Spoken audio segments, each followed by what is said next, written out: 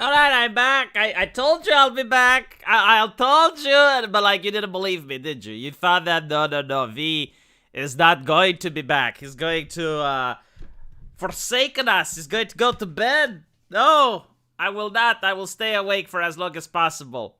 So probably I would delete this one. No, the previous one was a little bit spicy, so that's why I had to make it a limited timed exclusive, like Pipa likes to say.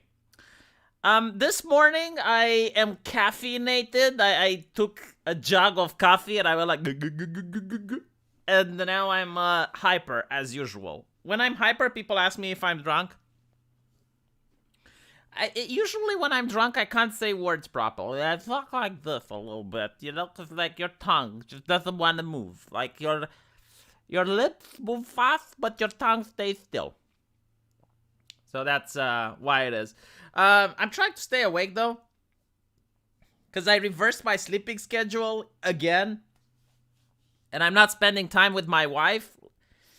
She's not complaining, but I am, because she goes to work during the day and I go to sleep during the she goes to sleep during the night when I stay awake and vice versa. So I want to fix my sleeping schedule, and plus, it's a lot more healthy like that. Like you need the vitamin D, man. You need the sunlight. You need to be exposed to the sun. You need to praise the sun.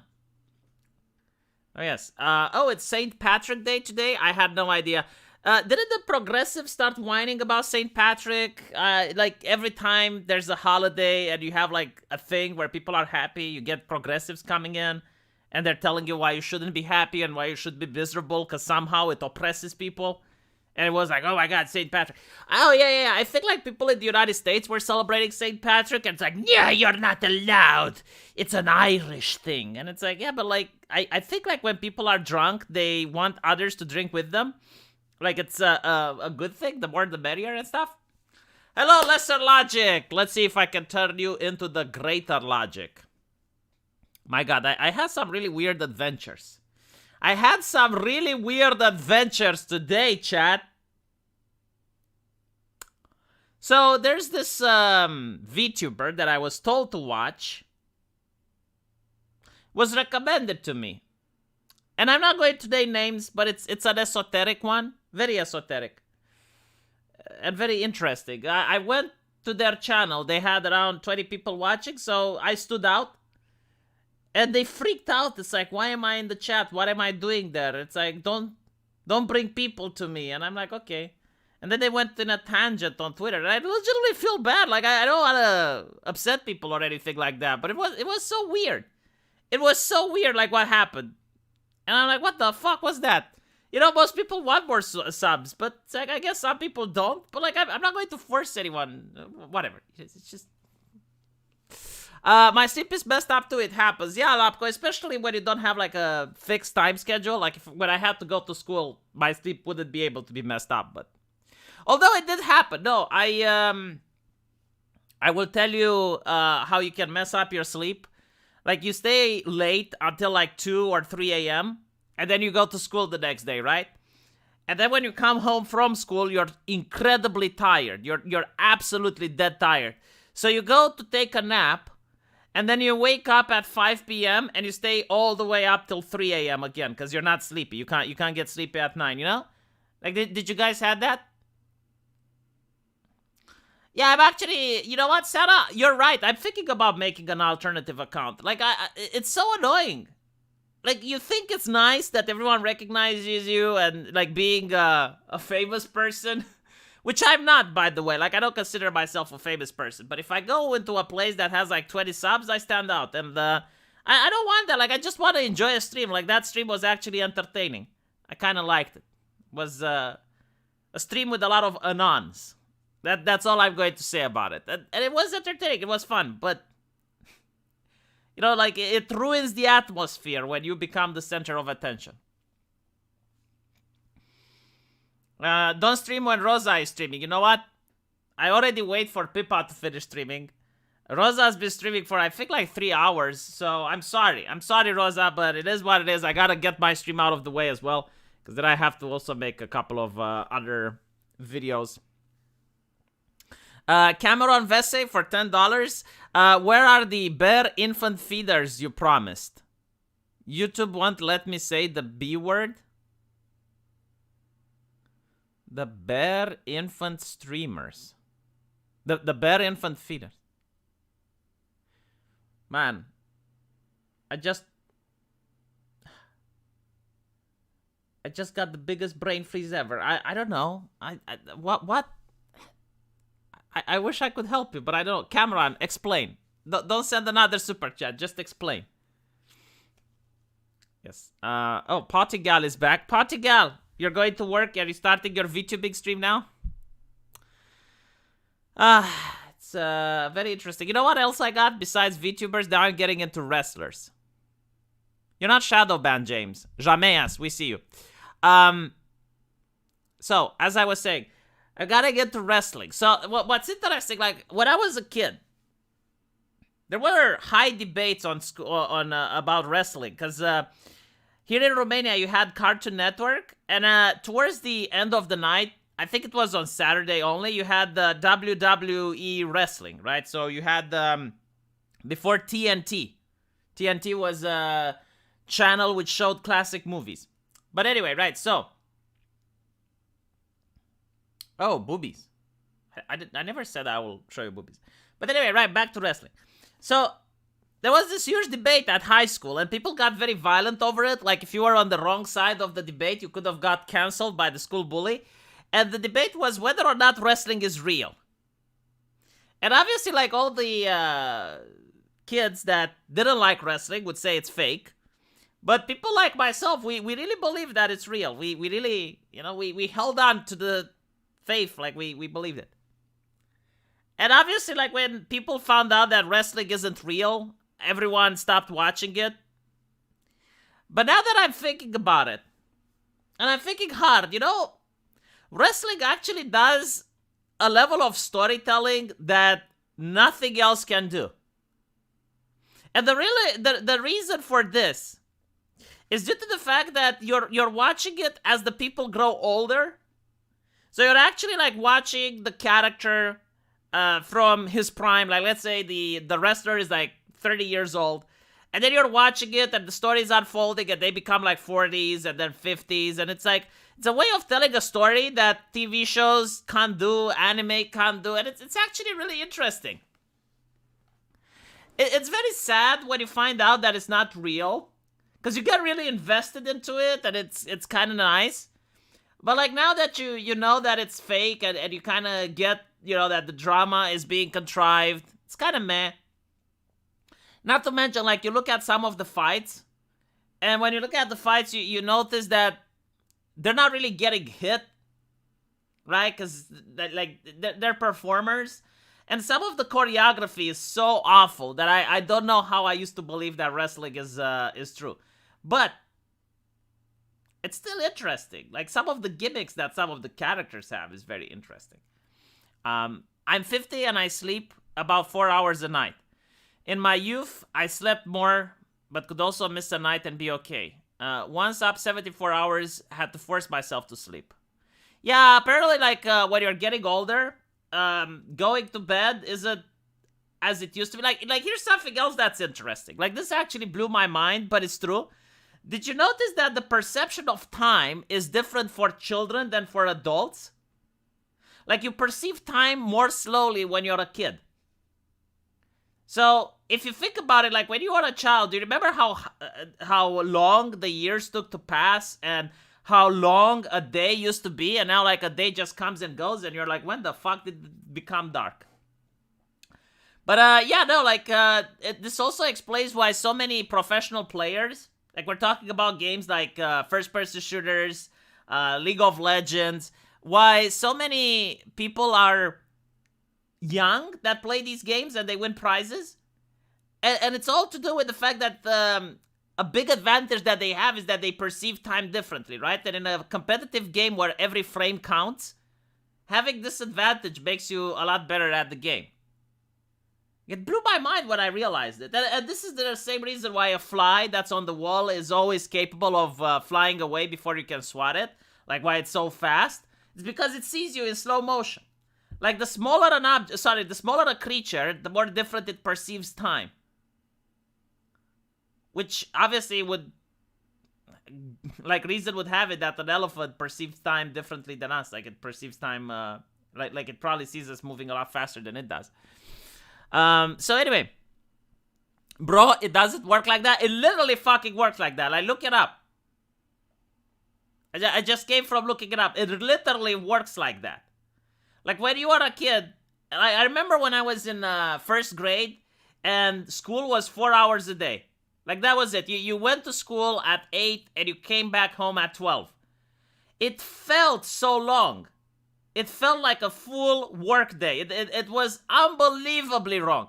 And now, if I were to spend like 4 hours a day, like when I went to university, and it's like, oh, what do we have today? We got 2 courses. That's 4 hours. Like it came and went so fast, you didn't even notice.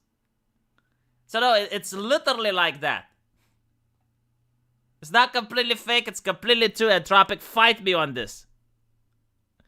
The perception changes due to your mind. That's the only thing that I need to read. The perception changes. Yes, like my statement is that when you're a kid, you perceive time differently, period, right? And you're debunking me by saying the perception changes.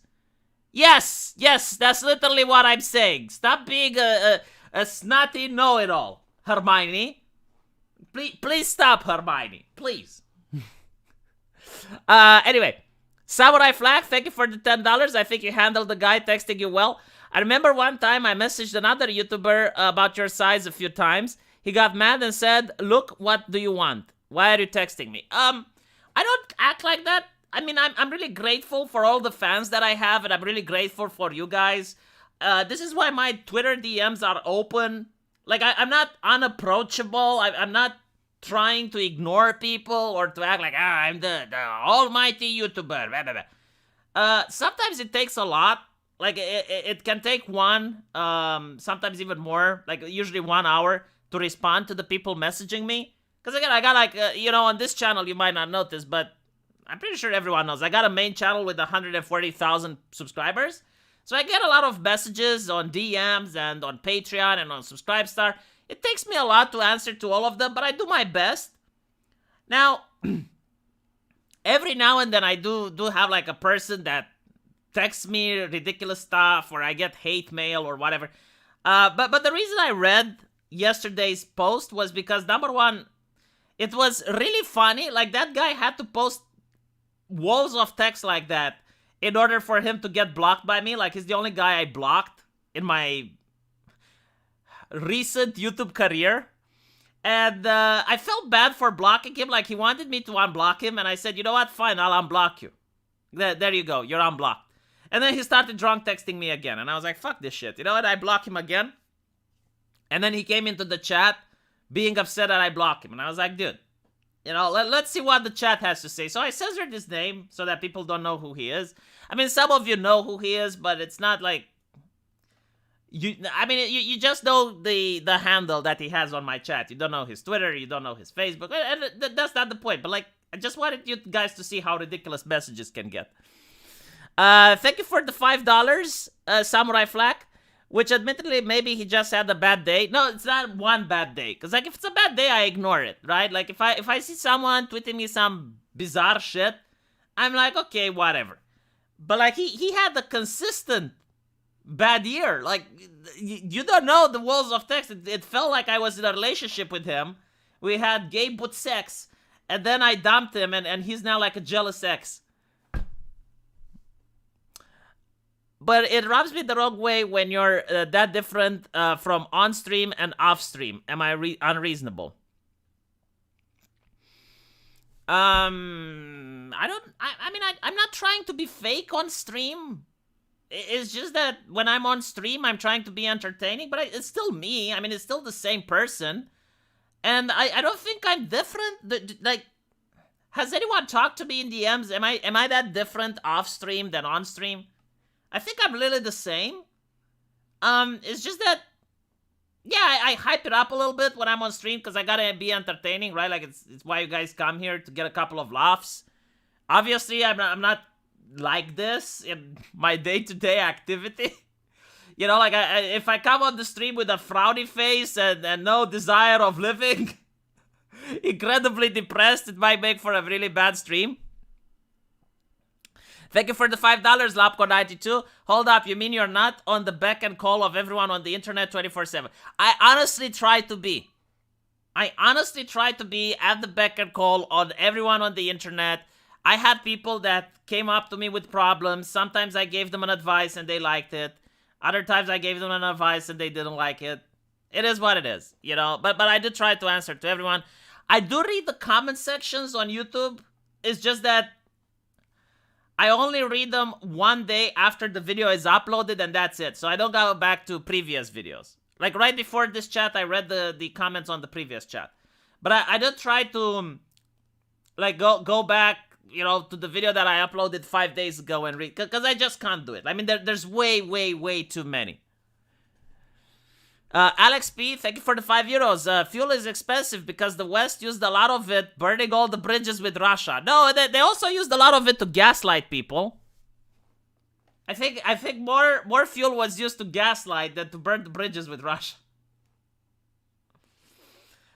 So, yes. Samurai Flak, I like your way better. Thank you, I appreciate that. Oh, I meant the other YouTuber was different off stream. So, take into account that it matters the mood that a person has during the day. Because obviously, like, if you just argued with your wife and you're very angry, right? Like, you're in a bad mood. Maybe the taxes have come and you know how much you need to pay. and you're not in a really good mood and someone tweets at you. Yeah, you can probably answer in a negative way, but that doesn't mean that you're a different person off stream. It can also mean that, well, you're just caught in a bad mood. It's a bad time, you know? But there's also the fact that sometimes, like, a person can message you with something dumb, and then when another person messages you, you're from the same mood, like in the same vibe, which obviously is not fair to the other person, but it can happen. All right. Why is YouTube not updating just how many people are watching my stream? Because, like, every now and then I'm curious. Like, it used to be nice. Because, like, you would watch the number of people on your stream. So, for example, right now, there's 82 of you, right? So, if I were to go on a tangent and I see that now it's 50 people, it would tell me, all right, I need to change what I'm doing. Maybe I should change the topic. You know, I'm boring people. Or if you see that from 80 people, it's now the chat is happy, and when the chat is happy, they're multiplying. And I'm like, oh, so it's good what I'm doing. I should keep doing it. But now YouTube took that away from me. Now they're just, like I have to refresh the page to see how many people are watching. So it's kind of annoying. But it is what it is. What can you do? Okay. Juicy Smollett went out of jail. Did you guys know that? I mean, let me show you. Now, I don't know how many of you watched my video on my main channel, but the deep lore is that I made a bet with a person. And that bet was that Juicy Smollett is going to go to prison. Let me see if I can find the article. And by prison, I mean jail, by the way. I know there's a difference.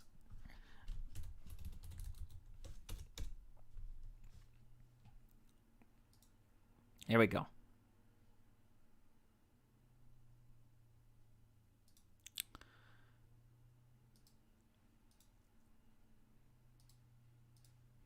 So Juicy Smollett will be released from jail. Right, so my bet was that I know what corruption is. You know that article where Greta Thunberg can see the carbon emissions in the atmosphere? Well, in Eastern Europe, we can see the corruption in the air. It's kind of like that. And I was like, look, I completely understand. Like, this is a millionaire. He's well connected with the Obamas. He's a marginalized voice. And in a progressive society, marginalized voices are the royalty. Right? Like, I get all that. I get all that. But what I also get is that in Romania, we have an expression about don't be stupid in public. And Juicy Smollett was very stupid in public. So when you're stupid in public, even if you have people supporting you, like you gotta understand, when you have, even in a corrupt society, when you have a person that has your back, if they bail you out for doing stupid shit, they burn some of their capital. Because the way corruption works is like, you help a person out, and then that person owes you a favor.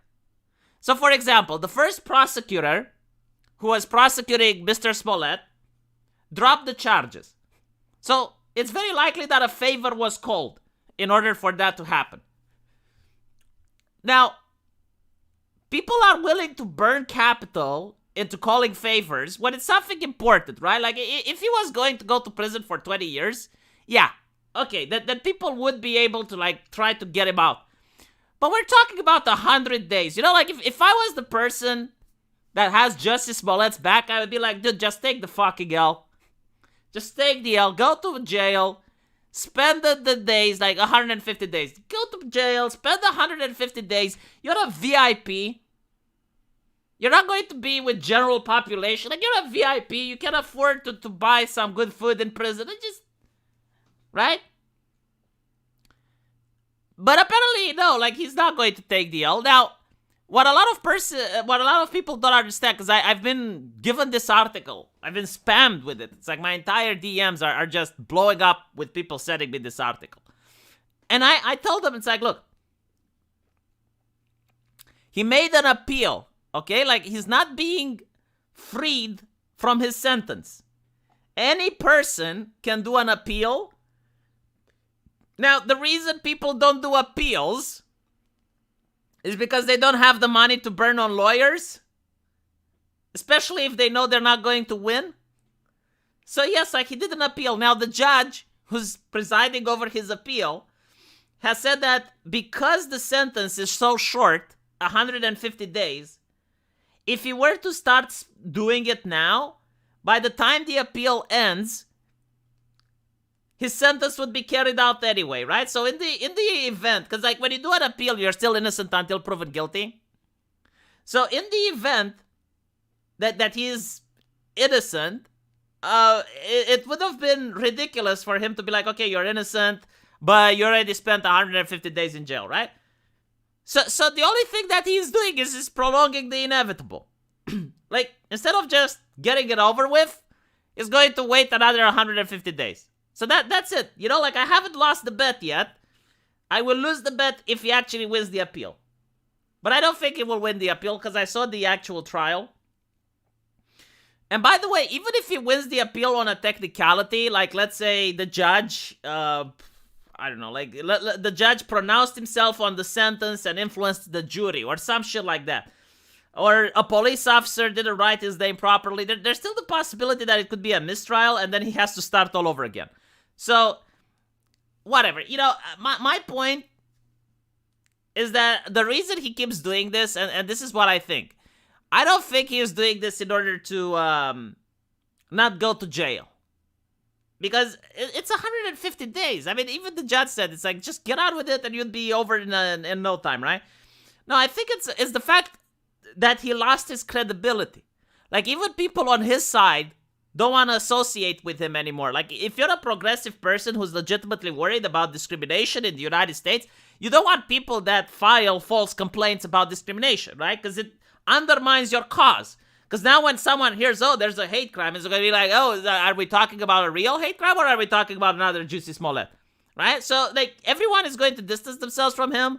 Like, he's not going to get any acting jobs in the near future. He's not going to appear in any commercials. So he's desperate to overturn this, not because of the time he can spend in jail, but because of the credibility. And if he overturns this, it can be like, oh, look, the evil cisgender white supremacist American system was out to get me, and I managed to defeat it, mahaha, right? So if he actually manages to win, he's going to have a lot of street cred amongst other progressives, you know. He's the man. He's going to be like the Rittenhouse of the progressives, I guess. So yeah, that's what I think happened. But he didn't win. And yes, he is well connected, but like the people that he is connected to, well like what do you gain, dude? What do you gain? When again, like, the person is going to go to jail for 150 days. That's not a lot. right? And what do you risk? Like, it's not a cost-benefit thing. Like, you risk burning your credibility, upsetting the American public, because, like, this is a very washed case. Like, if this was done, like, initially, you know, like, in the beginning, when the prosecutor dropped the case, like, not a lot of people were interested, because there were a lot of things going on. But now there's, like, millions of people that are watching this, and they saw the trial, they know what's going on. Like, why? Why would you do that? Why would you piss off the public? For what? Again, it's 150 days, right? He's not going to go to prison for 10 years. So you're literally like just burning your capital for no reason whatsoever.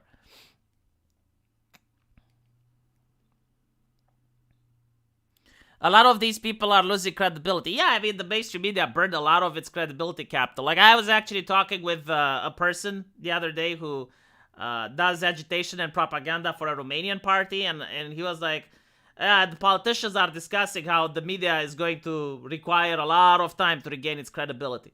Like, why do you think the White House is hiring TikTok influencers now? Because that's what I took. So if you haven't watched the other video I made on my channel, see, I keep shilling myself like a snake in the grass.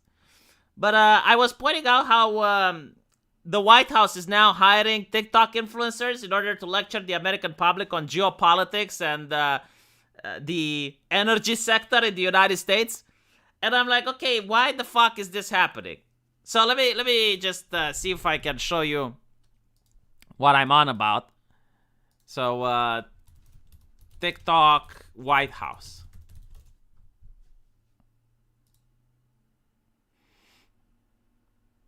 All right, so the White House, they got TikTok influencers to talk about the energy sector in the United States and to talk about the geopolitical strategy of NATO, you know? So I'm looking at who this lady is, because I obviously don't go on TikTok. I have no idea who she is. But apparently she is a dancer, right? Like, she dances on TikTok is what she does. And she's got like a big following. So why is the White House reaching out to her rather than going to CNN? Rather than going to MSNBC? And the reason for it is that they're aware that the mainstream networks have burned away their credibility lately. Like, even if, like, you're the media, you still have, like, some capital of credibility, which, if you abuse it and you keep breaking it, then people eventually are going to start trusting you, like, even the normies. So now they're going to TikTok influencers. Like, they're desperate. They realize that they fucked up. Like, no one believes the media now. I mean, people didn't believe it initially, but now even less after the pandemic. Like, after the pandemic, the media burned a lot of its credibility. And it wasn't just, like, because of what they were saying, but it was the way they were saying, the way they were acting, as if they're like the Catholic Church, and they were telling people how to behave and how to think, and all of that shit put off a lot of people. Yeah, a lot of kids and teenagers watch her. I'm not saying that she's not watched, but it's so bizarre, right? Because, like, no one watches her for her political takes because there aren't any. Like, up until now, she had no political takes as far as I could see. No one knows what the TikTok dancer thinks politically or who she votes for. So, the White House takes her, right? Because she can actually reach the audience that doesn't care to watch CNN. Thank you, Elena Ceausescu. Listen, Bigot, I'm getting married in 4 months. Give the chat all your advice relating to productive relationships and way to enhance social ties between groups. My fucking God, that is such a difficult question. That is such a difficult question.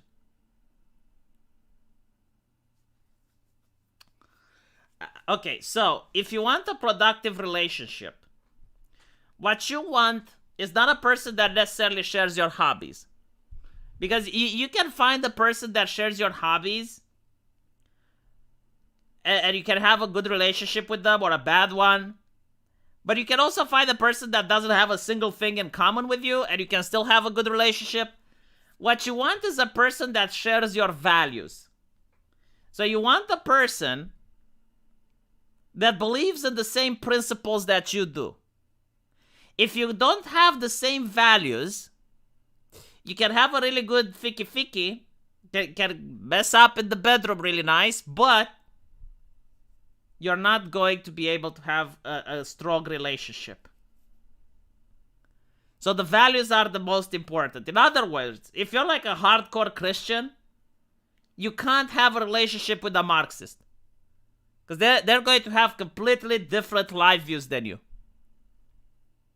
If you're a person that is financially oriented, like you just want to pump money and might make wealth and whatnot, you might not have a good relationship with a person that doesn't have a job. Even if it's a woman that likes to stay home, cook, and clean, if you're like hyper focused into making money and she is hyper focused on family, you not being available for her, like you being 12 hours at work, she's going to start nagging and complaining, right? Because she's going to want family first, you're going to put business first, and it's just not going to work out. So you need to know what type of person you are, what values you have, and then find a person that shares the same values with you. Like, for example, I'm more of a right-wing person. I can't stand progressive ideology, so I went and I found a woman that goes to church. I stole an angel from God. Because I know that like, her values are going to be similar to mine.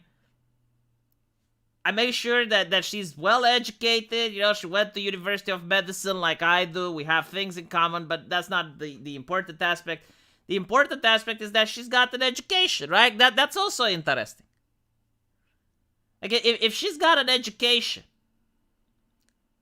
sorry, if you have an education and she doesn't, it's not going. I mean, it can work, but it's going to be a lot more difficult because you spit in certain, like your circle of friends is going to have certain expectations. I know it doesn't sound like much, but it really does. So the other thing is also true. Like if you're uneducated and you go with a person that's got an education much higher than you, like eventually they're going to notice it. They're going to start complaining. So that's my thing. Now, if you're into the thing is, like, regardless of what you're into, like even if you're a Marxist activist or whatever, there is a woman for you. Like there is another half, probably like a twink or something that's also into Marxism, and you can, have a relationship with them.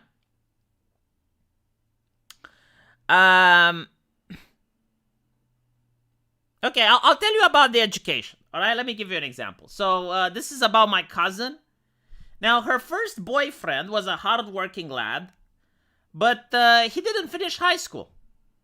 Now, my cousin went at the University of Architecture, and she was spinning around with people that were either at the University of Architecture or they had friends and family from other universities.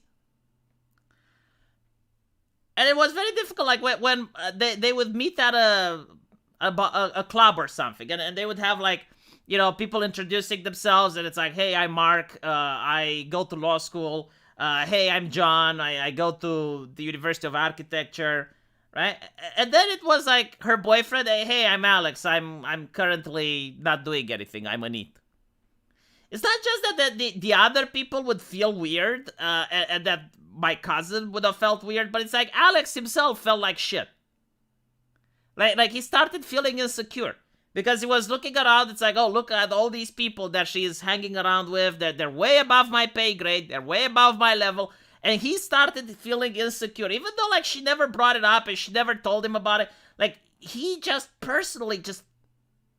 And his insecurities were starting to show. Like he was starting doing arguments and he was starting being jealous and all the other things. So that's my advice, right? Like have common values and make sure that you have like at least a similar level of education. Like if you don't have, like a university degree, try to go out with a lady that doesn't have one either, That's my point. It doesn't mean that relationships can't work between like her going to university and getting a PhD and you just being a plumber. I mean, maybe it can work, but like from my personal experience, all of them ended up in tears. So yes, and it's not even about IQ, by the way. Like you can be a person that's very smart and never have the money to go to a university and can't afford the university, or you can be a person very dumb that has rich parents and you are at the university and once you get in, like you take the exam 6 times and the 7th you manage to pass. So, Elena Ceausescu, thank you for the other $10. Mentat, $5 super chat, show, pick, and rate. Why do you keep doing this, Mentat? Why? Why do you keep derailing the stream with your capitalist money? God damn it. You keep oppressing me with your super chats. Fine. Fine, Mentat, I'll do it. Guys, Mentat did this to you. He did this to you with his capitalist money. He's an American. He's wealthy. He's rich. He's got oil. And he keeps donating to me, and there's no way I can say no to him. So you should blame him. Blame him, chat. Everyone blame Mentat. Let's see what he wants me to talk about. All right. So the second secret. I guess this is from Wikipedia. The second secret was a statement that World War I would end along the prediction that another war during the reign of Pope Pius XI should men continue offending God and should Russia not convert. The second half requests that Russia be consecrated to the Immaculate Heart of Mary. Oh my fucking God. So the Catholics just can't let this shit go. It's like, look, you are the heretics. Orthodox is the true Christian church. Okay, there's a reason. There's a reason why it's called Orthodox, because we kept the true faith.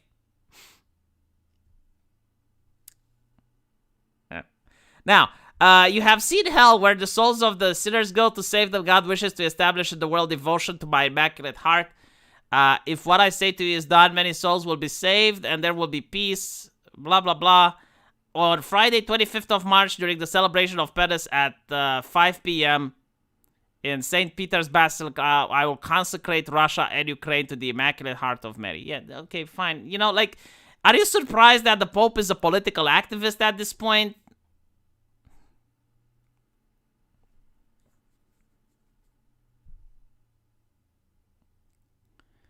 So, there we go. I did what Mentat asked me. It's been done. And it's only because I promised that I would. So, I keep my promises. If it was destiny, I bet he would just roll them, bully them, and mock them, their flowery academic language. Sigma male grindset. Ugh. I don't know the academic way of the United States people. But yeah, like people with the academia, they have a different language. I did do it, Mentat. I promised that it was done. By the way, as someone who was a doctor, lawyer, why are you on about YouTube? Not upset, just curious. Well, I actually talked about this story. So, first I finished law school, and then the economic collapse happened in the United States, you know, with the Occupy Wall Street and everything like that, and it had ramifications all the way into Europe. So, the jobs were very difficult to find. Like, even though I finished with a good grade, unemployment levels were astonishing. So I couldn't find a job. Eventually, I got like a job that wasn't in my field, and it was at a hospital. I was doing the statistics for all the patients that came in, and like how much money that the hospital is spending on various medication, whatever. Like I was working at a computer, right? And I started liking the hospital life. I like the way doctors talk to patients and all of that. So I decided to go to med school. I saved some money. I put myself through med school. I finished. And while I was in med school, I started doing YouTube videos. And I really liked it. Now, once I finished med school, I got in the system and I was making around $300 a month. And at that point, I was making more money with YouTube. And I was like, okay, well, I'm going to focus on my YouTube career then. And if it doesn't work, like if I ever get banned or something, I'm just going to go back to the hospital. And that's pretty much how it worked. Thank you for the $10, Cameron Vesse. I'm sorry I left and came back. Is the wrestling story over? Yes. Thank you for the $10, Lapco92. Pick relationships carefully. My hospital just had a woman ambushed by an ex-boyfriend in the parking lot. He stabbed her, shot her in the abdomen 8 times, and the leg once. She's still hanging on. Jesus fucking Christ. You know, I never had a story like that. Like, I worked in a hospital, but usually it was like people that went into a motorcycle accident. I guess there were like people who got into fights. But we never had that type of shit. Yeah, I mean, obviously, like, if you're a woman, you need to be very careful with the relationships you pick. I did hear about cases where women actually hospitalized men as well. Like, for example, there was in the papers, wasn't my country, but like a woman took a frying pan filled with hot oil and dumped it over her husband. I mean, that's beyond fucked up. You know, like, the guy is going to be scarred for life. There are cases where, like, a woman, especially like in Romania, I heard about them. Like, there are men who get drunk and they spend all of their money on drinking. So when they come home, the woman is very angry. So she starts beating him because, like, he's drunk, can't defend himself. Usually she uses like something like a chair. There have been cases where, like, usually when women do domestic violence, they start throwing shit. So they throw plates, they throw cans, they throw things, and but yeah, I mean, I'm not saying there isn't domestic violence in Romania. It's just that I haven't seen it at my hospital, and definitely not to the extent of what you said. Why are people giving me so much cash? I appreciate it, but my God, the economy is taking a turn for the worse. You guys should have some money for yourself. Elena Ceausescu, my fiance is a sonographer in Seattle. $3,600 per week? Jesus Christ. Okay, now you can keep giving me money. Everyone else should stop, but Elena Ceausescu can keep going. Come here, there's shawarma. Man, I really should get a shawarma. Like, I am so hungry right now, and shawarma is something that I haven't ate in a while. I think at least in like 2 months. So I should order one.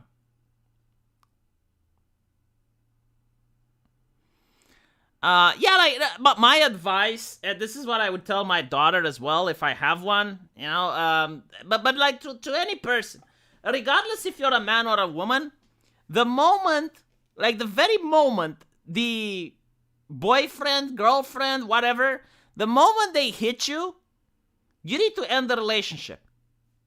Like, there is no ifs or buts. The moment that they hit you, and I'm talking about, like, if they hit you at a moment of rage, right? So not like if they hit you by accident, or, you know, they're like they were just playing and they didn't realize that. Well, like, for example, you know, you're having an argument and he goes, get out of here, you know, and he pushes it a little bit too hard, but obviously he didn't want to do it.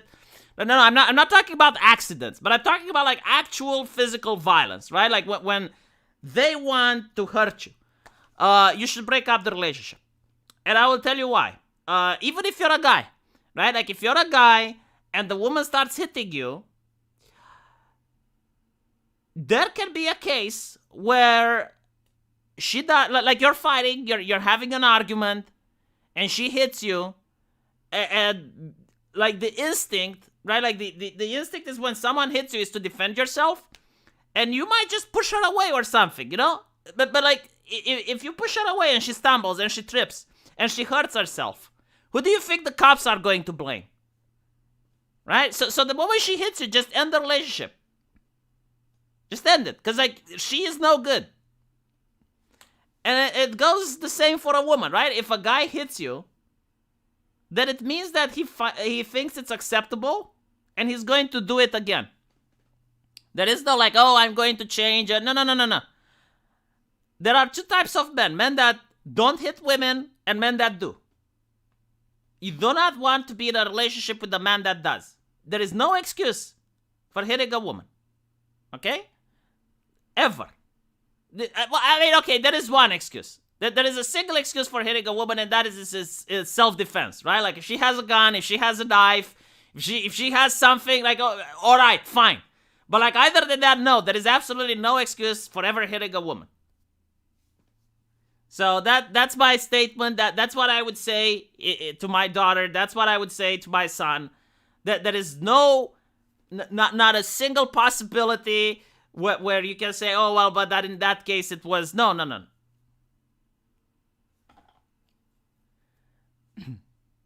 There are always excuses. Well, I said self-defense. All right, like, or maybe like if she endangers the life of a child and you have to, push her away to save the, like, there have been cases like that in court. I have heard about cases where like the woman tried to hurt the kid and the man who was there like tried to save her, and like, okay, fine. I mean, but like the exceptions are so rare that in most cases they do not apply. It's very rare that you can come up with such an exception. Can't give you large super chats no more. Drain all my paycheck account once and had transferred some savings. Well, I think you meant that, but you already gave me so much. You don't have to. I appreciate it though. But I really appreciate when you give me when people give me stuff. But like, if you don't have money, don't, please. Especially that times are coming bad now. If I make $30 a stream, I'm really happy. V is the reverse DSP. I mean, look, I just tried to put an entertaining show for people, and if people like it, it's fine. But no, and I'm not saying this as in it's like, oh, I'm trying to be humble so people donate more, because that's a tactic. But no, like, legitimately, if I make $30 per stream, I'm really happy. That's my goal. If I manage to get that. Actually, no, you know what? Inflation is up. I'm going to lower my goal. It's going to be $50 from now on. If I make $50 a stream, then I'm happy. I got a bonus last week. You'll take my body and like it. Dance, monkey, dance. Well, I'm trying, Lapko. I'm trying. I'm dancing really hard at 8 a.m. in the morning. Some more capitalist money. What is your... what will happen to wokeness after the war? What is the current outlook on who will win? So, one of the... I don't know if I should say positive things. How should I express this in a way that's appropriate? Because it's actually difficult to say. Well, okay, one of the aspects that's not as negative, I guess, is that a lot of the clownish things, they immediately disappear when there is a conflict. So a lot of people come back to reality, right? Like, a lot of people realize, okay, war is bad. We need to stop LARPing politics and focus on the things that matter. So I expect that a lot of environmentalist bullshit, especially now that in Germany I saw Franz Timmermans and other politicians say like, okay, we need to move away from like zero emissions, and we need to move to energy security. And that is a proper statement. That is a proper position to have. So we're going to see a lot of dialing back on a lot of nonsense that used to exist. We're going to see, and this is my prediction, but I may be wrong, because people are idiots and they surprise me. But we may see a lot of people stop focusing on social issues and start focusing more on economic ones, because the bread and circus is going to go away. So the circus is very important for people, because the moment they don't have circus, they start wondering, it's like, okay, but why is this politician more rich than me? Why, right? So that's one thing. But the bread is more important. So when people are constantly hungry and they constantly remember that they're hungry, they're going to want to stop being hungry, and they're going to start caring more about the economy than they care about social issues.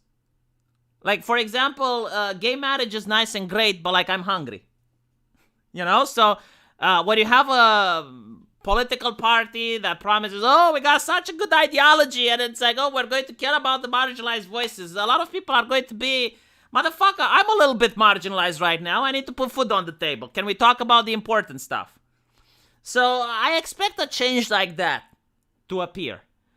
Especially here in Europe, I noticed that even in Romania now, when people are saying, oh, well, we need green energy and blah, blah, blah, it's like, motherfucker, are we with Russia? Because green energy means importing gas from Russia. So, yeah, there's a little bit of that happening. And I'm basing this that I'm seeing, it's not just the people, but it's like major politicians, again, from the European Union and Germany, they're actually talking about energy security now, which is something that 4 years ago, if you said it, was oh my God, you're a conspiracy theorist. You want to destroy the planet. Yeah, well, there's that. So we're going to see a shift. Thank you, Blake, for the $20 just because I like your channel. Very pleasant find in 2019. Wow, that long? That's great. As for who will win, I think that Russia is definitely going to be the most likely winner. Like if you make bets, I mean it's the fourth largest military in the world, right? Like all the possibilities go in their favor, but there have been like words can swing both ways. There have been times in human history where it looked like clearly they're going to win, and then it didn't happen. But no, like I do think that the war isn't going in their favor simply because there were other peace negotiations happening. I think like the European Union told Ukraine to give away some concessions, and they said no. So it's very difficult to tell what's going on because there's a fog of war, and it's very difficult to actually see which side is doing what. But when you have like the Ukrainian government refusing to surrender recently, it means that the war isn't going in Russia's favor. Because if it was going in their favor, the Ukrainian government would say like, all right, fine. But they're not out there foring, so that means that they're still in the game. Politically defined, there is one social issues that need to be addressed in Western nations: birth rates. Folks need to make more babies. An aging workforce doesn't help the economy. So the thing with babies, like I can easily explain this whole process. Now, before the welfare state, and we're not talking about hundreds of years in the past, by the way. Like we can even talk about 50 years in the past. Most people needed to have kids for the simple reason that when they grew old, they needed someone to watch over them. So if you're a farmer, you had like 4 or 5 kids. And those kids, when you grew old, they were like, okay, we need to help Papa. We need to help Daddy. So when you were sick, when you couldn't get out of bed, you needed to have your family take care of it. Everyone did that, by the way. Like, everyone knew.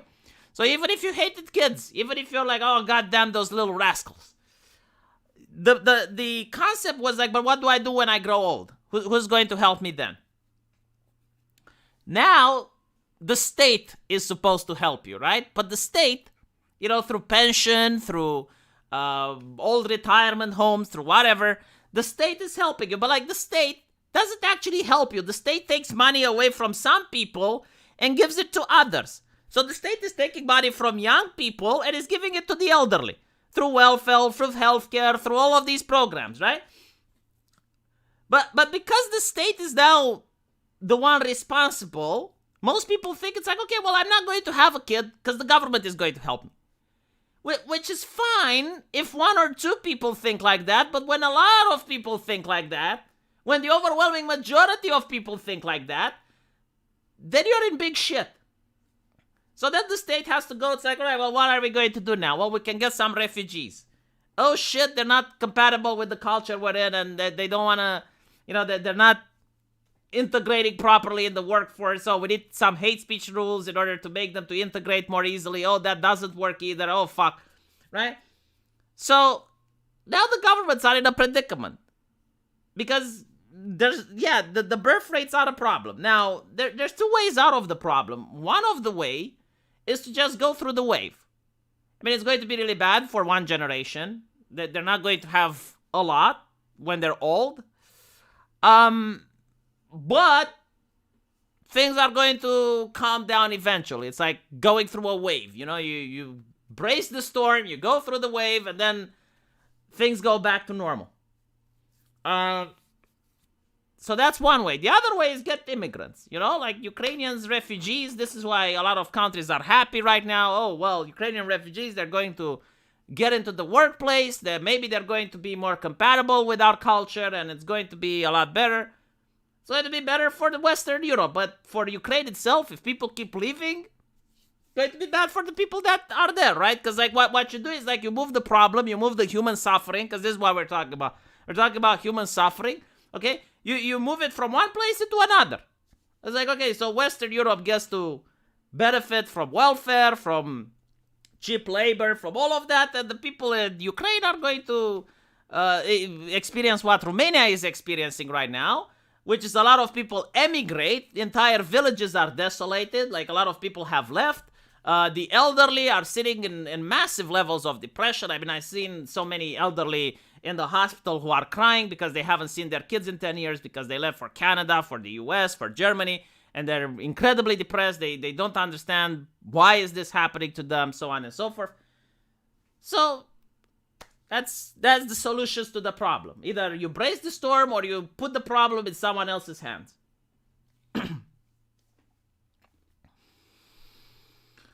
Rulers love foreigners because they will work for less and vote for their sides. That's part of it, yes. Like, a lot of politicians also realized, because like the way politics used to work, the way democracy was conceived as, is you have politicians, and if they do a good job, they get reelected. If they do a bad job, then they don't get reelected. So it's in the interest of the politician to please the public that votes for them. But politicians realize, hold on, we can do something else. Instead of like being held accountable, why can't we just bring more people in? So the people that come in, they don't know what the politicians did beforehand. They're not going to hold accountable people for things that they didn't know. They're more likely to vote for the politician that gives them more stuff.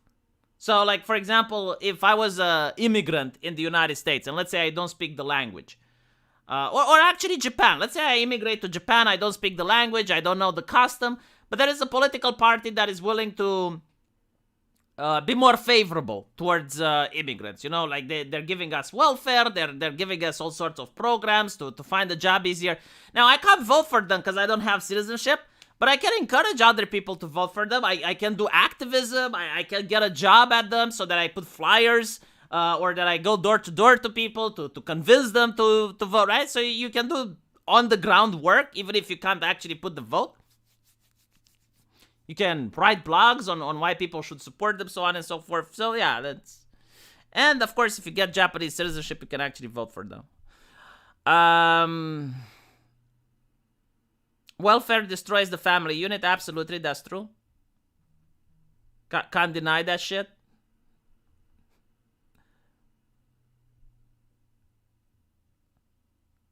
Democracy is working at it does. This is a feature, not above. Oh my god. No system is stable, man. Like, look at human history. There is no system that is stable.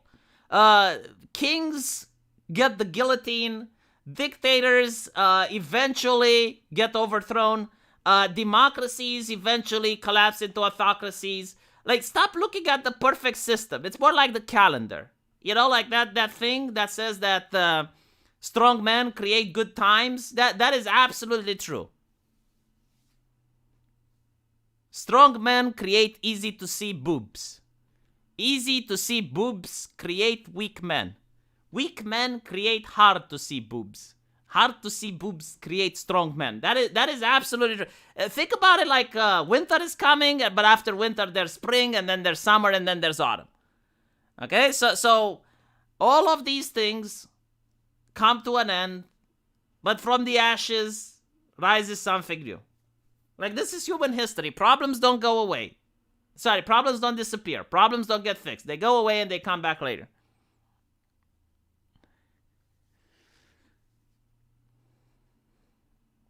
Why do people insist that politics is real? Because it is. I mean, you can't force something on people, especially if it's against their nature. Like, there are a couple of things that really come for some. Let me give you an example. Albania. Albania is the one country, I think the only country in the world, even the Soviet Union didn't try to do this, but Albania tried to create the idea of an atheist state. So they tried their best, not just through politics, but through brute force, to get people to stop being religious. And guess what? It doesn't work. Do you know why? Because religion is part of human nature. So the moment the regime fell, overwhelmingly, over 70% of Albanians became practicing religious people. And that's the thing, it's the same with the Soviet Union. The Soviet Union tried to abolish the idea of gender. So they wanted to create the idea that women and men and women are equal, not just in front of the law, but like equal from every point of view. Like men and women are 100% equal and interchangeably and blah, blah, blah. Well, they didn't do it interchangeably. They didn't do the transgender ideology. But they wanted to point out that everything a man can do, a woman can do either.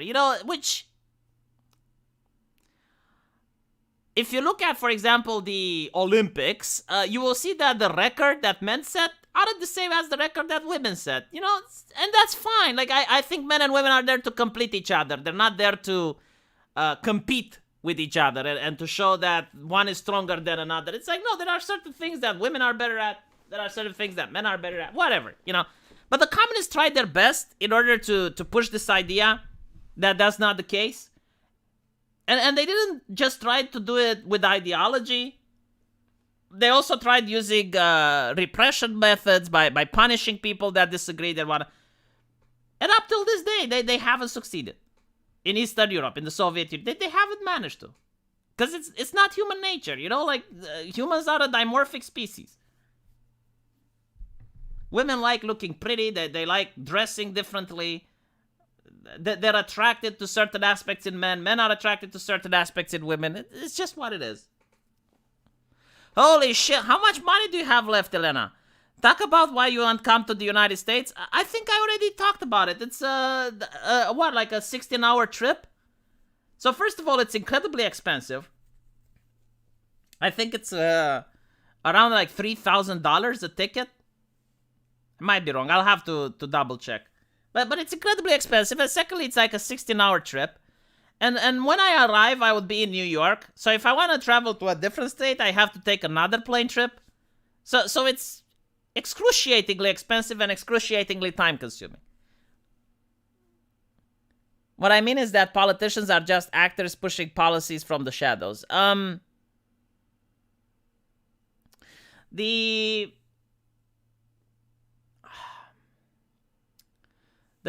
cultural norms of a society is very important, and it doesn't matter what type of politicians you have. Certain things just can't be pushed. Like, look at Eastern Europe, right? Like, Eastern Europe completely rejected the concept of mandates in the pandemic. But not only that, if you looked at the trucker protest in Toronto, in Canada, you would notice that a lot of truckers were Eastern Europeans. I saw a lot of Ukrainian flags. I saw a lot of Romanian flags. I saw some Bulgarian flags. Like, there were a lot of from Eastern European truckers. Why? Because we went through communism. This was very triggering for us. It was very similar. Like, the idea of showing QR code was very similar to showing the communist membership card. The idea of the social credit score is very similar to the idea of rationing for us. So it's so against our cultural norms that regardless of how much politicians try, it just can't work. Like, you just can't push it because there's so many people that are against this that it doesn't work. Now, on the other hand, you have like Germany and Italy. Like, Italy, for example, is now fining people who didn't comply, and there's like a big scandal happening over there. Because they have like a different type of cultural norms. Israel is another example. So Israel was the first country that made it illegal not to get vaccinated. So how did they do it? Well, if you think about like how life is like in Israel, people trust the government. Why? Because the government is actually there to protect them. I mean, every single Israelian has to go through military. And not only that, but when the rockets are coming, they have air sirens and they have to go under shelter. And the rockets actually do come. So it's in the people's interest to do what the government tells them, and they're also military oriented. Like, they go there and they follow orders and whatnot. So when the government tells them to do something, they do it, right? Meanwhile, in Eastern Europe, we had the government become communist. They stole our land. They stole our property. They enslaved us. They used snitches, and they got people's wives to rat on them and children to rat on them. People hate the government here. They distrust the government. So when the government tells them something, people are like, okay, well, the government wants my well-being. I need to be sure that it doesn't manage to take it away from me. That's actually a Romanian saying. The government wants your well-being. Do whatever you can so it doesn't take it away from you.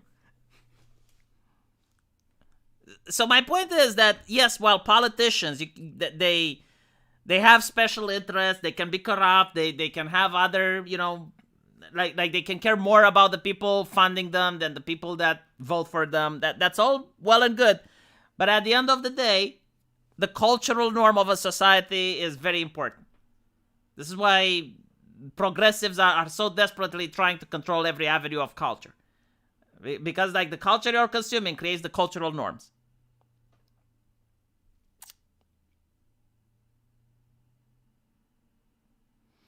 Nobody's paying attention to anything but Russia and Ukraine. Okay, so this is something that was written in a heretical book by an Austrian painter.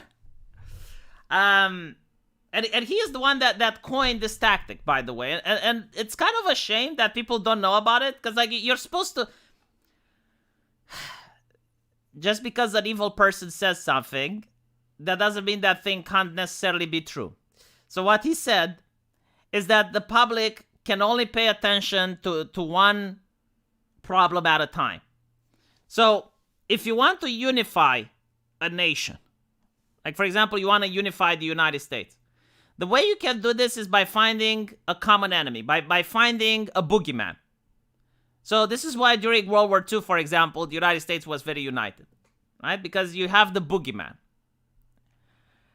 But the thing is, like, you can only have one crisis at a time.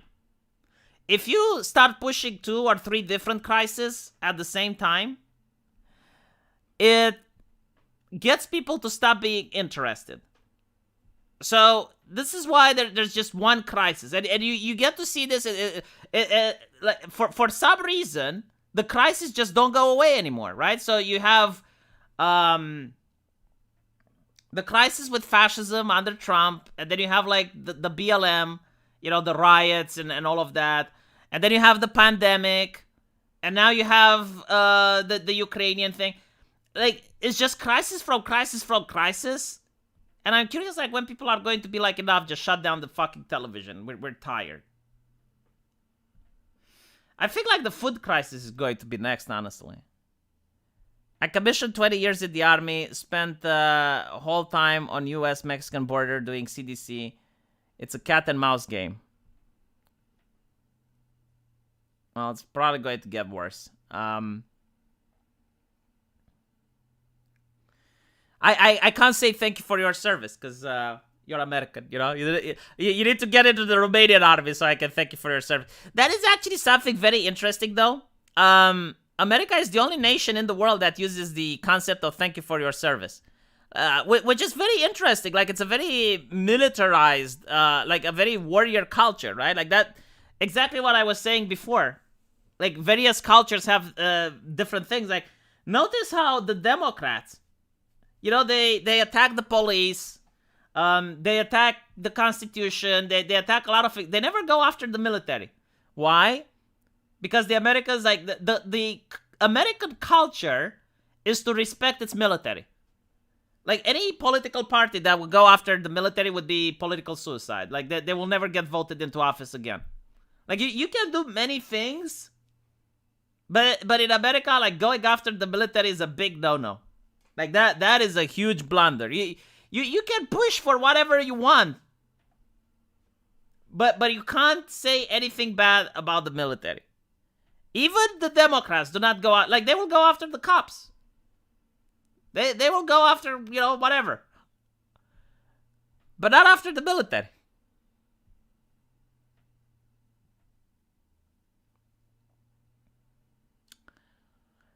with a true volunteer service. I guess that's part of it, right? Like, if it's a true volunteer service, you want the people who volunteer to feel rewarded.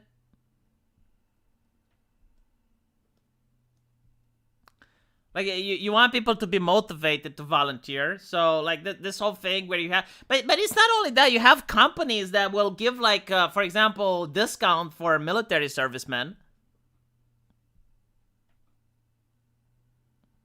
Yeah, the normal leftists will say the army is evil, but it's like it's a grand concept, you know, like they don't go after the army like they go after police officers. Like they will never say, oh, we need to defund. I mean, even well, it's not as popularized, is what I mean. You know, like they will not just have like an entire platform, like abolish the military or some shit like that. Romania version of thank you for your service equals will try to negotiate for your release in a prison exchange. No, I mean, if someone is from the military in Romania, it would be, oh, that's interesting. You know, like, that's nice. It's like, oh, you're a very courageous individual. That's literally how the conversation goes. It's like, oh, well, you've been in the military? Wow, that's very brave of you. Like, you're very courageous.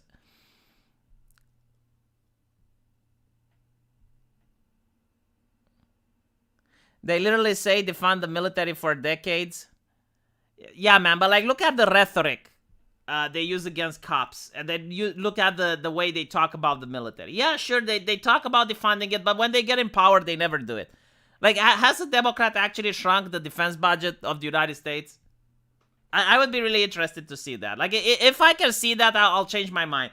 But like, from what I know, like, yeah, sure, they might say, well, we need to shrink the defense budget. We need to they don't say defund the military. They say like shrink the defense budget, like get more money for hospitals, blah blah blah.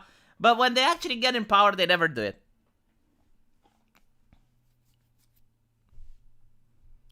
Romania has a military. We're in NATO. Yeah, it's. I mean, most European nations don't really have a military because we use the American military to defend us. And now that the thing with Ukraine happens, a lot of nations are like, oh, hold on a little bit. And Germany is like, oh, well, we should have...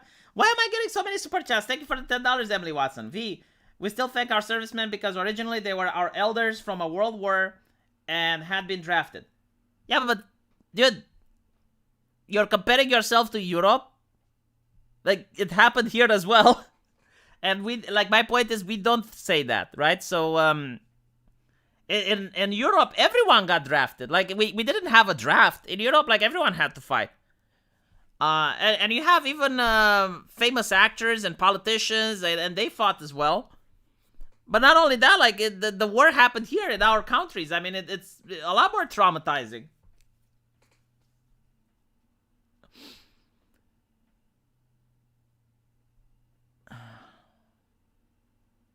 Okay. What time is it? It's almost 9. I should consider ordering some food because I'm really hungry. Holy shit, I made a lot of money. Thank you guys. I really appreciate it, but you didn't have to give so much. Today was a really weird day for me. Like, I really want to fix my sleeping schedule again so that I can stop having so I can do some real life things, because up till now, like, I kept doing online things, and I even had like weird dreams, like very bizarre dreams. Because like when you spend so much time online, like, your dreams are going to be related to online. Like, I had a dream that I went downstairs in the kitchen, and when I opened the refrigerator, there was a VTuber inside. And she, like, I'm not talking like a VTuber that was dead already. No. Like, she was doing her gig and trying to get super chats in the refrigerator. It's kind of like, you know, you open the refrigerator, it's like another world there, like Narnia. And in Narnia, there was this VTuber trying to get super chats. Like, what the fuck? But like, apparently the way I rationalized it is that I was probably like it was the VTuber that I watched before going to bed. So like that remained in my mind. And at the same time, I was starving because I couldn't eat anything. There wasn't any food left in the house. And on top of that, I couldn't order anything because it was like late at night when I went to bed. So my brain probably mixed the two.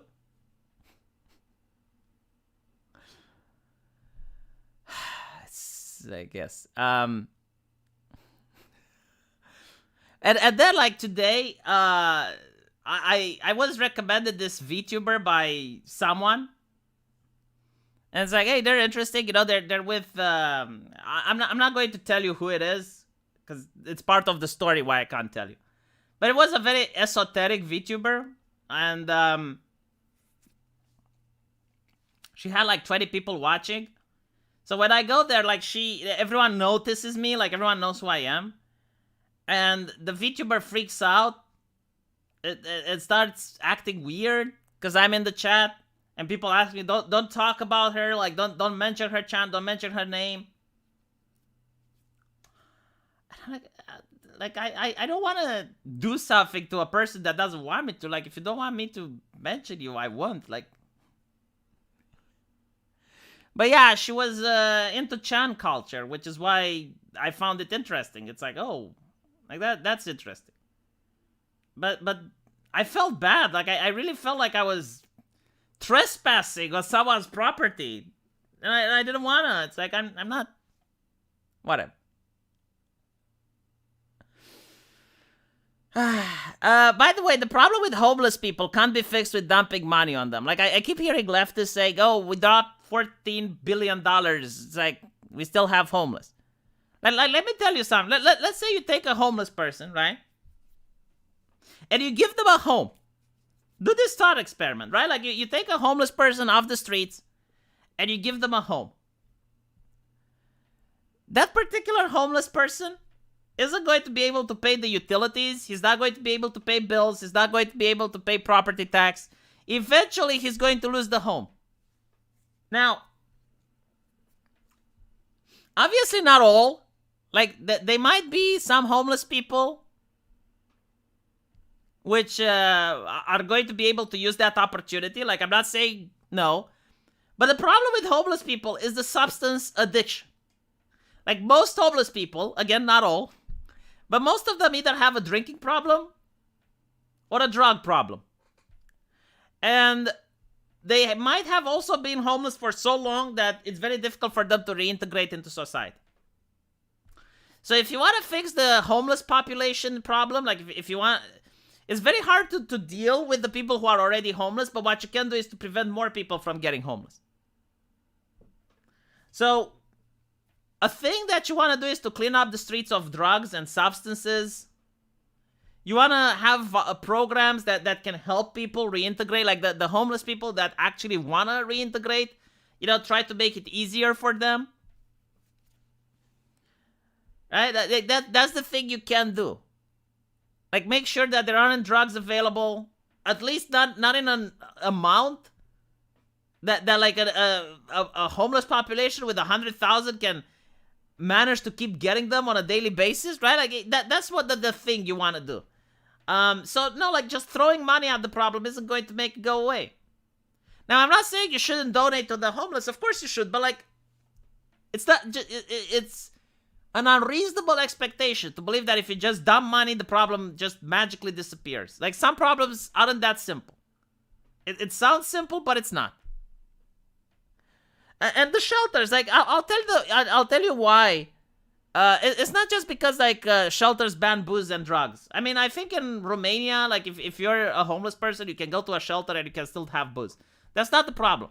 The problem is also the fact that a lot of homeless people can get robbed in the shelters. Like, imagine you're a homeless person and someone steals your shoes, Like that's really fucked up. There's a lot of lice, a lot of diseases in the shelters. So, that's another reason, like the idea that, oh, well, they don't want to go there because booze. Okay, fine. But, like, they can go to a shelter and then take the booze and the drugs outside of it, like. And again, there are other countries where it's not so strict. But that's why they don't go there.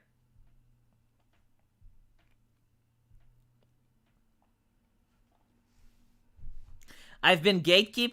Yeah, I did got gatekeep. But it is what it is.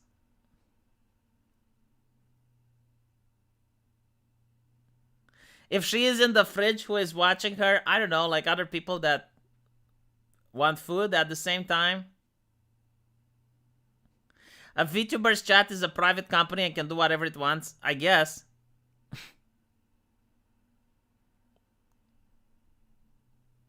She actually had a very interesting stream.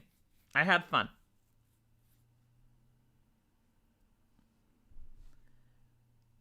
And then there was another, it was the stream with Lisa. Now Lisa is actually my favorite VTuber because she's very wholesome and she's very good at singing. Like she does such a good job at singing. Like I've never heard someone that can sing so many vocal ranges. Like she can sing death metal, she can sing rock, she can sing lullabies. It's really great. So I tell my chat earlier, it's like, hey, go watch Lisa. And what she was doing is like she had two other VTubers and they were doing voice acting and they were talking about poop and toilets. And I think like a lot of you judged me. They were like, what degeneracy have you descended us into, V? And I'm like, I'm sorry, guys. I really am. Like, I didn't want to. I didn't mean to.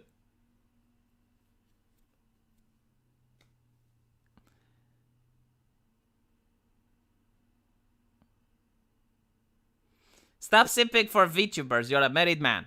But my wife likes VTubers as well. It's kind of like a hobby, I guess. It became a hobby. It's kind of like, if I was into cars or football or wrestling, it's pretty much like that. Like, what else am I supposed to watch? No, seriously, what streams am I supposed to watch? I don't want to watch anything political, because that's what I do for a living. So if I'm unwinding, if I'm relaxing, it must be something that's not political. So what streams? Do you want me to watch some Twitch thoughts? I mean, I don't know. I guess I could watch the comics guys, but like I'm already on the Flashcast, so I talk with them.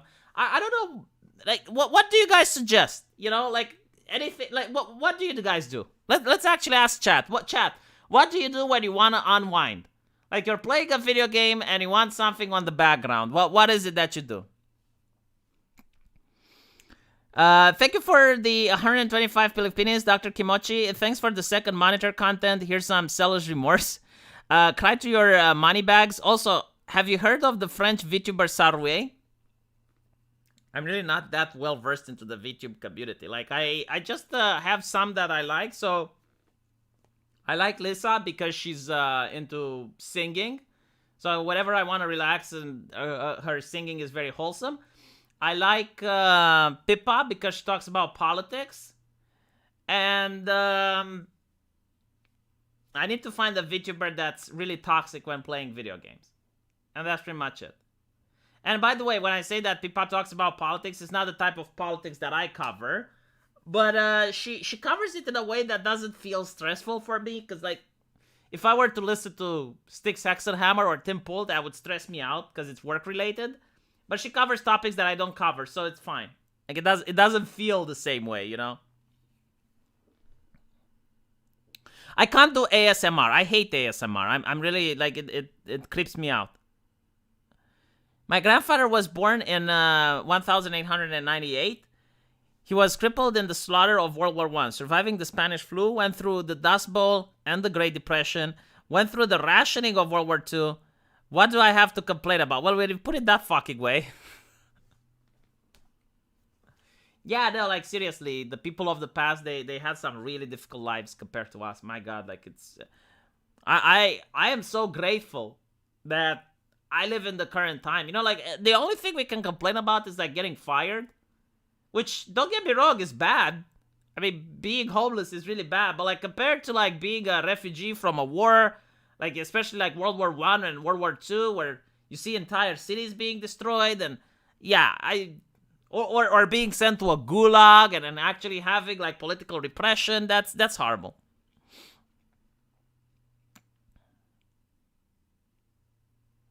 ASMR causes me physical pain. Exactly. I just can't stand ASMR. I don't like it. And the thing is, like, I also don't like watching booby streamers, like thoughts on Twitch. it's not something for me either, which is why I like the VTubers. Like I don't need to see the actual girl. It's just like her content. So if she's like really good and she puts on something that's creative and great, then yeah, I can watch it. I guess I would. I also watch guy VTubers. Like I watch flamenco every now and then. Like when flamenco talks about something, I sometimes tune in. So no, yeah, it's not really about the whole. It doesn't have to be a girl. Basically, it can be anyone. It's just that the content has to be good.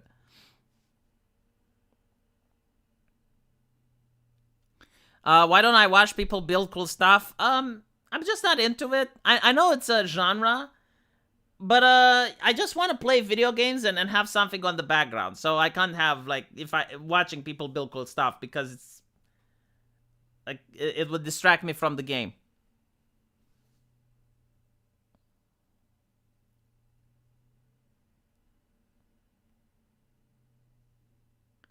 Begun thought, yeah, well, I'm like, look, I'm not a teenager anymore. Like when I was a teenager, I saw some boobies on the screen and it would immediately captivate me.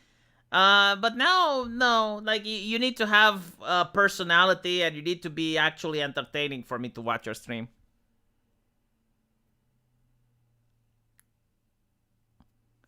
Bubbly women reaction videos? I don't know what those are.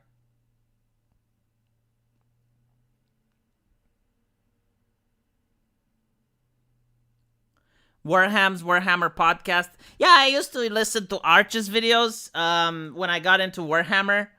But now I don't care about the franchise very much, so yeah.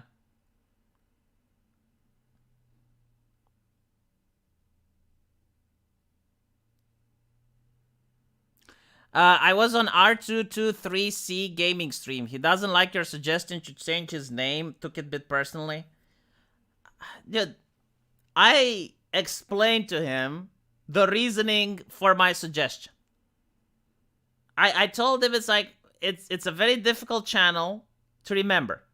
Like if someone finds his channel by accident, right?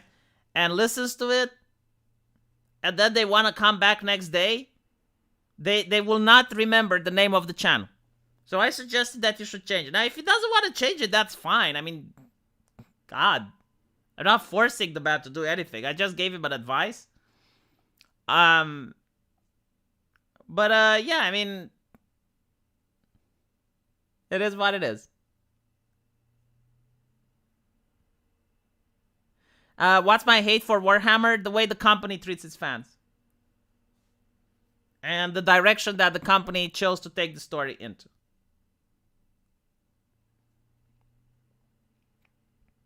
He heard it firsthand. He came to my channel and I told him, it's like, look, you need to change the channel name if you want more subscribers. And honestly, like I told him, you can either like have your channel for fun.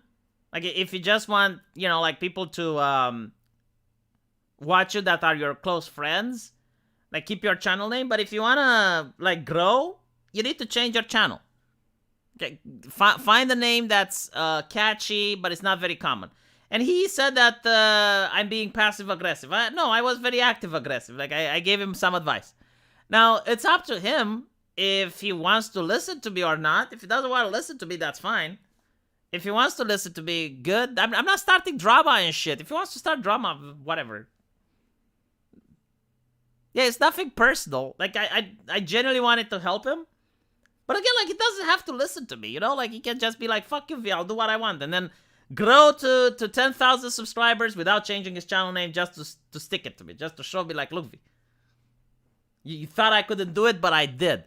I surpassed your expectations. And I'll be like, holy shit, yes, you did.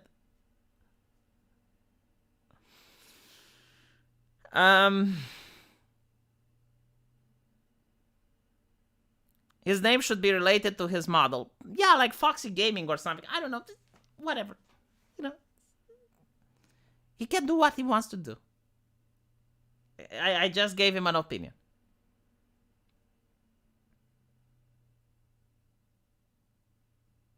V, I'm going to be honest. I don't really know what kind of content you like to consume in your free time. So, either listen to music, or listen to someone that's being toxic, or something that's wholesome. Like something that's really cheering me up, giving me a good mood. You know, like a person that sees good in everything and isn't a downer. It's not a doomer. Someone that's always positive and sees all the good aspects in life. That type of content.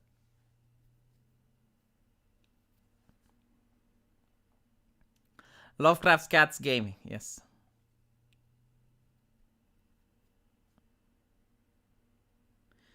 Sargon got a copyright strike for their COVID video. Which COVID video?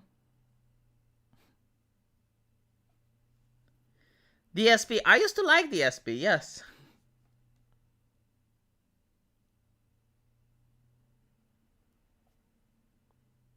I was actually a DSP fan when he was playing Street Fighter 4. But the thing is, like, he became way too negative, like, always blaming lag, always blaming the controls, always shit-talking his opponent. And that actually got me down from watching his videos, like, it was very depressing. And then there was, like, this other guy, I forgot his name, he was, I think he was something King, like Tournament King or something. I don't think he makes YouTube videos anymore. And he was, like, very respectful to his opponents, he was very positive, and I started watching him. And that's when I stopped watching DSP.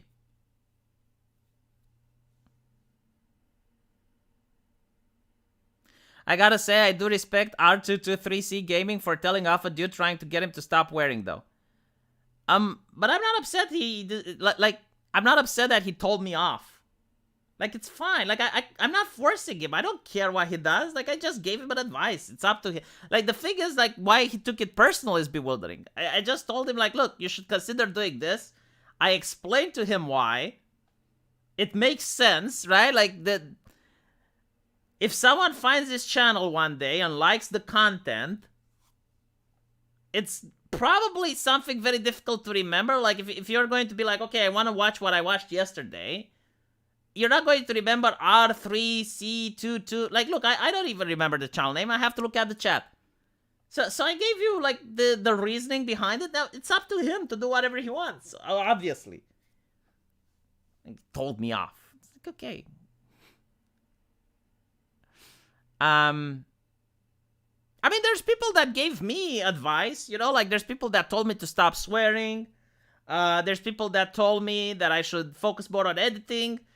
Some advice I took, some advice I refused. Really depends. Yeah, exactly. Why is no thank you an obsolete term now? Like that's what he should have done. Just tell me no thank you. Instead, I see people in my chat coming on, it's like, oh, he took it very personal. It's like, why? Like, please don't. I don't want you to take it personal. I'm not upset at you. Who gave you the advice to turn off your webcam? I actually told this story a couple of times. So, I had the webcam, which eventually broke. Like, it got overheated. It died. So, I'm like, alright, well, shit. You know, and I stopped using it. But then chat started donating, and it's like, okay, we buy a new webcam. And I'm like, okay, yay, I got a new webcam, and I was happy, right? So I put on the webcam, and then my cat chewed the cable for the webcam. And it ruined it. And it ruined it like 1 week after I got chat to give me money. And I was like, fucking hell. And since that day, I didn't get another webcam. Anyway, right, it's been 2 hours now. I really need to go eat. So thank you guys for watching this. Do check out the videos on my main channel. And I'll see you guys in the comment section. Take care.